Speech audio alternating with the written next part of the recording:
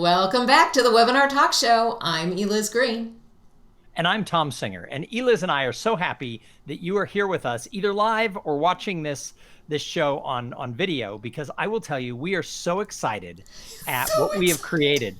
Well, we're so excited about what we've created over the last 10 months with this interview format. And now we're talking to people about how do you communicate your value. And I am so excited about today's guest.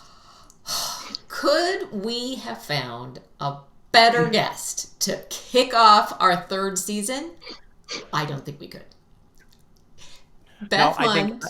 I think Beth is gonna take us out of this world. Yes, very good. I saw what you did there. So the reason that's clever is Beth Mund works with people in science and space industries to communicate their value, which is exactly what we're talking about this season.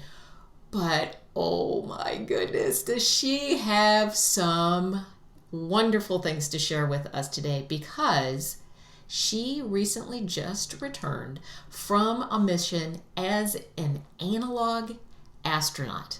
An analog astronaut. What is an analog? What's an analog astronaut? Well, let's just ask Beth. Welcome to the Webinar Talk Show, Beth Mund. Hello, Beth. Hi. Hi, Tom. Hi, Eliz. Happy New Year. Thank you. Happy New Year so much to for you. Joining us. Let's start. What is an analog astronaut? That is a good question. And it's the first question my husband asked me when I said, so I need to be gone for a month. How do you feel about that? And he was like, exactly what now? And I said, what would you think if I told you that I got accepted to be an analog astronaut?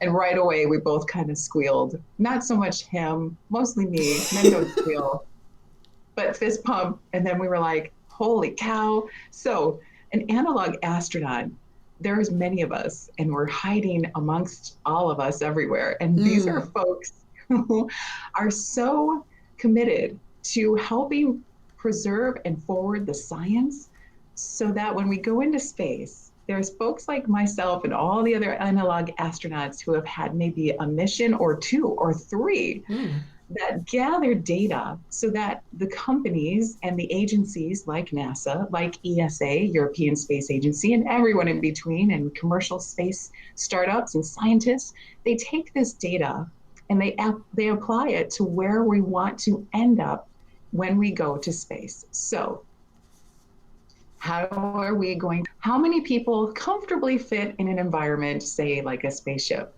How much food is needed? How many ounces of liquid do you need to survive?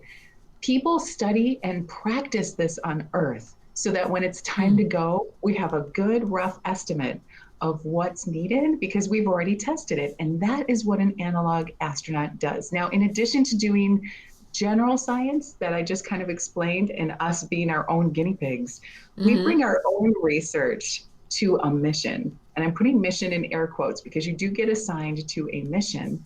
And as a crew, you have to successfully complete that mission. And that was my job in November, the entire month of November, on the big island of Hawaii in the High Seas Analog Research Center. It was a blast. I'm sure glad to be home, but I do miss my crewmates. So what is it like? So you're going to sort of a simulated Mars mission or something like that. What is it like while you're there on the island of Hawaii? Well, Tom, are you an avid camper? I like to camp. I'm trying to be more of an avid camper. Yes. Okay. So imagine camping. I don't want to call it glamping because that would be really nice, but it's very similar to glamping in the sense that we have a tent that is a structure that we call the dome. And it was just under 1,900 square feet. And this was where we lived and worked and cooked and survived and did our science and got together to explore the surface of Mars. Now, here's what's interesting. When you're on Mauna Loa, active volcano in Hawaii, it's very similar to the surface of Mars. It's jagged, it's got a lot of rough edges and dust, which Mars has both. It has smooth lava that the Hawaiians call a'a, also because that's what you say when you step on it. And and a lot of people go there to not only experience what it's like to walk on that kind of surface and practice with our rovers, with ourselves, with our equipment, our gear. So we practice this on a beautiful surface that's very similar on this active volcano in Hawaii. And the dome consists of, gosh, everything you need, but is very much like camping. So it's just as cold and or as warm. It's just as exposed to the elements, except you just have this canvas protected top over the framework of a steel frame support system. That's about it. So everything else that comes with camping comes with surviving on a simulated mission. That's fascinating. So you said, I'm taking notes, but you said that you bring your own research on the mission. So what research did you do? Ooh, the favorite one, my favorite one of all, because everyone everywhere can relate to this. And it's really easy to have this experiment and this research in your own home. Okay. I brought radishes. Now, why radishes? I hate radishes. I will not eat them. Don't ask me. They're too peppery for me. And they just don't, I don't know who eats radishes. But if you do, here's the good news. Radishes are easy to grow. And right now, on the International Space Station, they are growing radishes. And so I purposefully brought them to Mars, and I left radishes home in Chicago. I left radishes in my suitcase to Mars, and then they're growing them on the ISS. So I wanted to see how radishes grow in 3 different places in our universe. So I did not eat them, but I did donate them. They grew for quite some time. So I kept them in the habitat and I donated them to the next crew coming in. I hope they're taking care of them, and I hope someone on that team likes radishes. So that's fascinating. Let's hop over to our theme about communicating value. You had a job at Johnson Space Center communicating the value of NASA.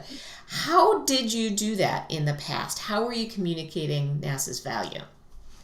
Yeah, communicating NASA's value is one of the hardest things I've ever done. So I get a master's degree, go off into the world. I become a journalist at a newspaper, and that was easy, even though that was hard. Working at NASA, communicating the value of why we should go to space and explore space.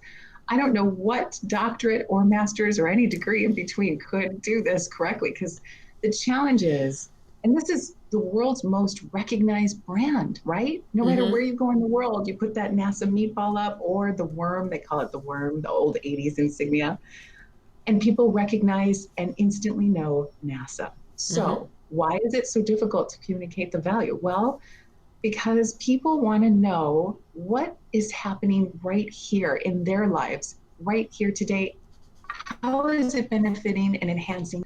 NASA is also big and grand, and they talk about amazing, almost miraculous science. And yet that needs that transition, that string that goes through to us in our everyday lives. So that was my challenge. So when I had to communicate the value at NASA, I did 3 things. I shared examples in a narrative form. So I can tell you all about a protective material that I saw and witnessed firsthand that came from some of our solar probes and some of the research that we put out into space to both protect it from thermal heat and extreme cold. Or I can tell you about a story of an 8-year-old little boy who had such a rare skin disease that this material was the only thing that allowed him to go outside. Now, which one do you remember more? You won't remember the name of the material. I'm not even going to tell you, but you'll remember the little boy's name and that this material from space is letting him play outside. And that is what I started with. So I started with a narrative. The second thing I would do is I would start with a problem solution reference. And again, you have to bring this down to earth, right? Literally, you have to say, you know how, fill in the blank. You know how we all think space is out there, or we see these movies of space and they're grand and dramatic, and it's just not in our everyday wheelhouse or lives. Well, And then I bring in the solution. Well, do you wear sunglasses with UV protective lenses? Do you know anyone who has an artificial limb? Do you know anyone who uses Mylar in their lives or a thermometer? Mm. So you bring in a problem solution reference, and even better, you tell it in a narrative. And now we're communicating value. And then the last thing I do, and I did at NASA, and I encourage everyone, is you tailor your examples to the person you're speaking to. Now, I can do this all day with NASA. You can literally ask me to look at a fork on a table or pretty much anything in our world today, and I can showcase and tie the string back to NASA. That's my hidden talent. It's using it at the bar when Tom and I were talking at the bar earlier, metaphorically. But when you read the room and you look at your audience or your clients or the people you're serving, and you see that they have maybe a sports gear team on, or they have kids Mm. around them, or they have a certain car that that they love, then you should do this with your expertise, no matter what field you're in. Tie it into what you're seeing in your audience. And we, as speakers and people who serve our communities well, we do know how to do this, but you can do this in everyday life. You just read the room and you say, I noticed that your daughter really loves adventure books. You know who's really good Mm. at writing adventure books? Astronaut Chris Hadfield. Did you know that? I mean, I can do that. That's just my forte. But you can do it by communicating value when you are able to give those examples and share that narrative in a problem solution approach that is tailored to their interests that you're seeing Mm. right as you're speaking to them. Mm. So Smart. Beth, do you think that your background as a journalist has set you up for this superpower that you have of being able to communicate value for NASA, for other space organizations, and for yourself? Is the journalism background the secret weapon here? Oh, yes, because I will tell you, every time the traditional journalist in me always is looking for the who, what, where, when, why. And the Hmm. public, when they call NASA, they want the who, what, where, when, why. They want to know who's going to station. What are they doing up there? When are they going? When are they coming back? And why? Why are we spending money on this? It is as Mm. foundational as Journalism 101. So, yes, it was a perfect segue for me. I love space, I love science, but my talents weren't in math or science. So I was a completely, I don't know, slightly awesome communicator. So I decided to take my writing skills and apply them in that way. So telling the NASA story, I still do it. And there are still people at NASA who struggle communicating Mm. value because every time a new president comes on board, we have to position Congress and get a new budget so that NASA can go off and do the incredible things they do. Sometimes it's more, sometimes it's less, but the who, what, where, when, why is always there. And those people at NASA and all top companies everywhere, right? They have to answer who they serve and how they communicate value. That makes a lot of sense. Let's shift a little bit. How do you communicate your value when you're talking about your experience with NASA? Oh, good. In my experience, I believe that the best way to communicate is starting by introducing yourself by who you serve. This is Mm. profound. So you can communicate who you serve, and when you do, it shows your commitment of service to others and how you humbly approach your brand. And it Mm. comes with a service based perspective rather than an I perspective. So let me show you the example. I sell Coke products, Coca Cola. That's fine. You know exactly what I do and what to do with that. Hmm. I help the employees at Coca Cola distribute Coca beverages on time every day. Now that's something Mm. different. I positioned it with who I'm serving first. So when I communicate my value, I try to always come at a service based position first instead of me or I do or I serve. Right. I say, okay. And then I share narratives because that is my jam. So people remember stories, not statistics. I mean, I can tell you exactly right now how many space companies and startups are out there and how many billions of trillions of dollars are going to get spent in the next 10 years in the space economy. But this means nothing if I don't put it in context with a story and a narrative that you can relate to and how it's going to help service you in your future. So again, when I communicate my value, I try to do it through narrative and through a service-based approach of an introduction. So this is actually a good approach for somebody who is in sales, who needs to book more clients or whatever, but also maybe for someone who's looking for a job, right? It's how do you do this? How do you do this narrative that's going to stand out and be memorable? So what advice do you have for others who either might be looking for new clients or seeking a job when it comes to what you're talking about? Well, start by watching the webinar talk show. Okay, cool. That is a great start. I heard on your preview what's coming up next week, and I need to tune into that because it's really going to help me. But being in a network is a great place to start. So on my podcast, I at first got really nervous asking guests across the industry leaders, to backyard astronauts and backyard astronomers. Oh, I should say backyard astronomers. There are backyard astronauts. I don't know any, but that was a slip of the tongue. But when I asked astronauts and industry leaders and everyone in between, I was nervous. But you know what? Here's the incredible ridiculousness of it all. They were already in my network. They were already connected to me on LinkedIn. Shame on me. So it's really important that when you're on these networks, you're being engaged, you're communicating your value, your stories and problem solution approaches, and sharing your examples of your value and highlighting others as well. I love when people tell me they watch the podcast or listen to the podcast. That's great. But when they pick out something specific and they put it in their everyday life and their story, I know that the podcast is doing something in the world. So if you're getting started in a job, check your networks and look right down the street, look online, look in your LinkedIn networks, and make sure you're actively communicating, and don't be afraid to ask. Once I started asking these astronauts who are these, incredibly glorious figures, they are so down to earth. They're people just like us. They want to talk space. So we have a blast, but I just had to ask. So I want people to be brave.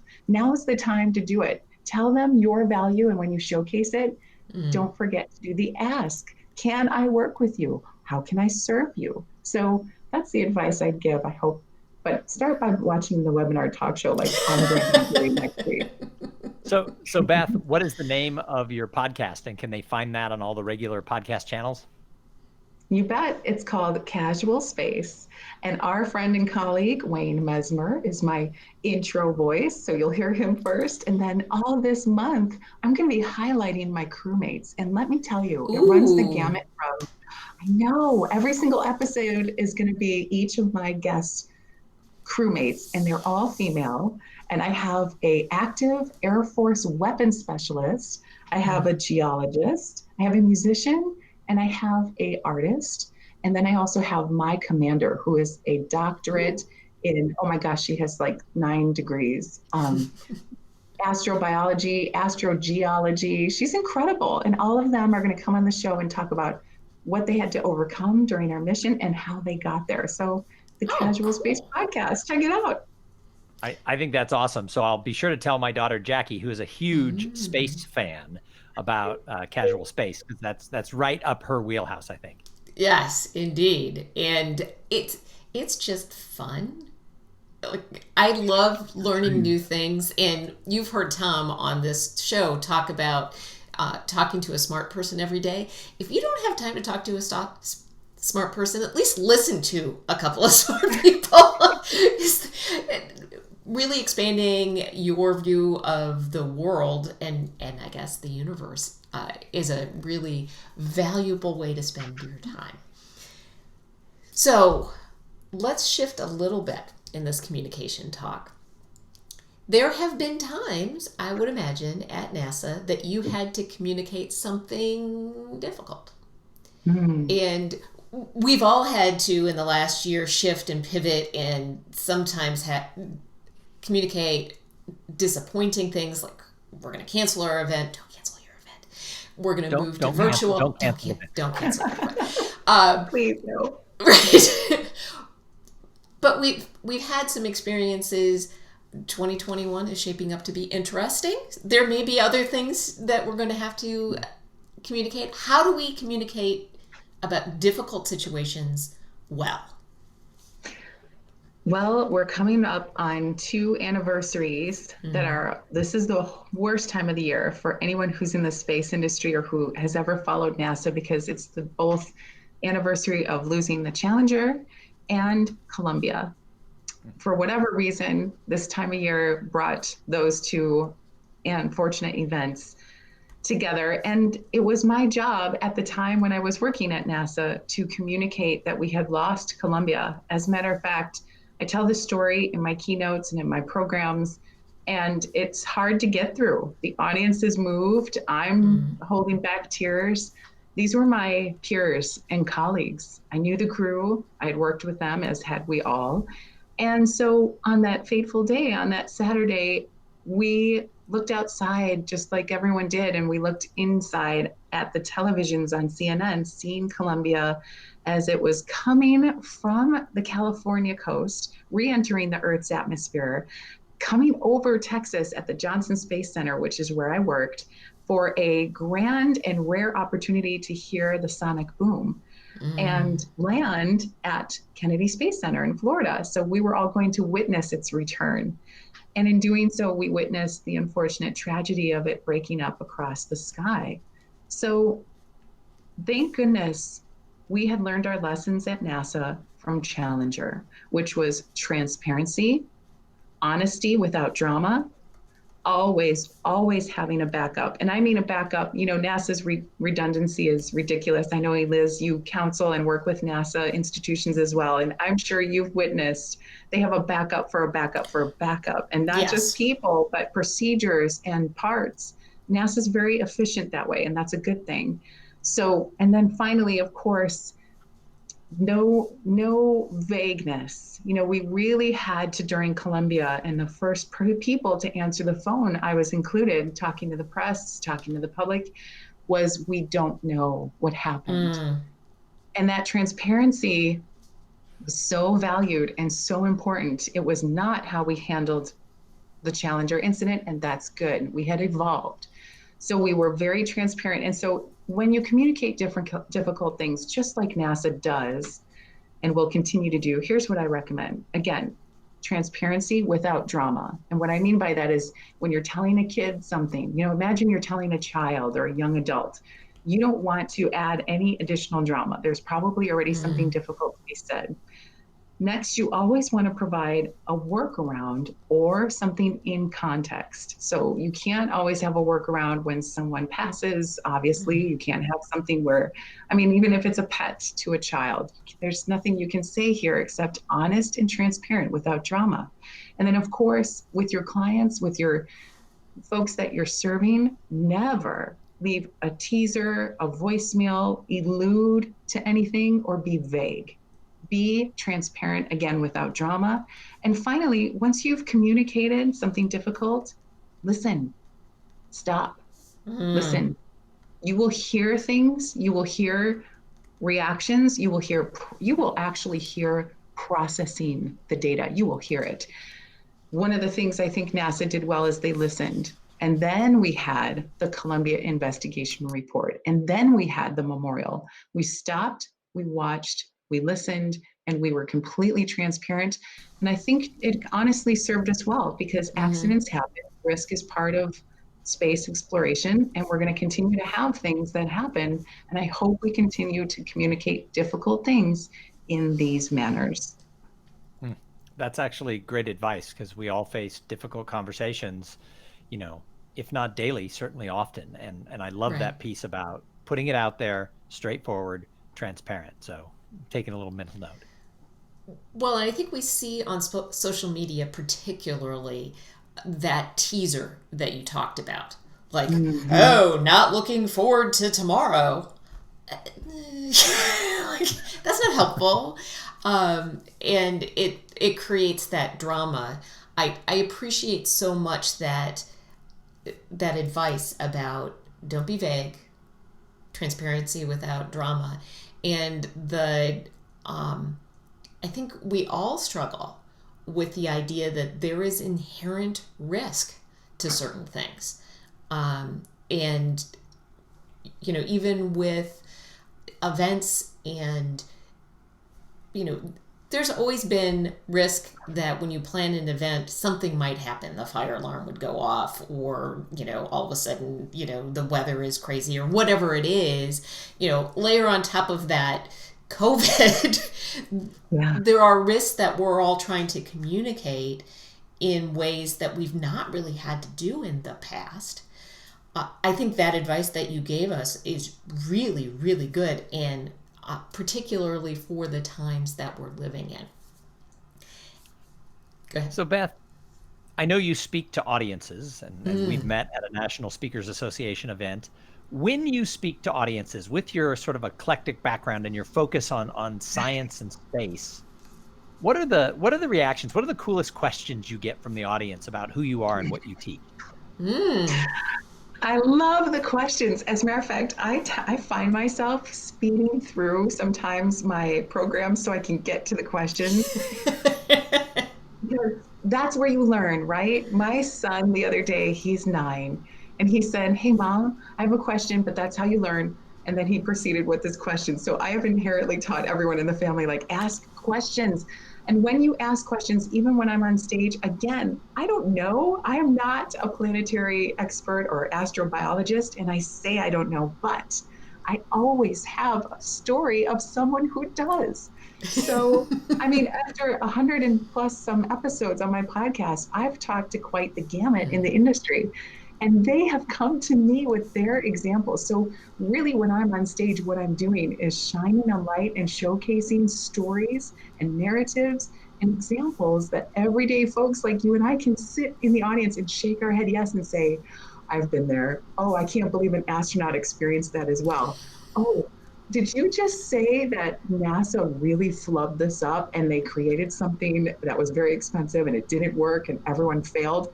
Yes, those examples, we all can relate to them. So, and then of course, let's start with some of the doozy questions. How do you go to the bathroom in space? That's always a question. How do you go to the bathroom in space? So carefully.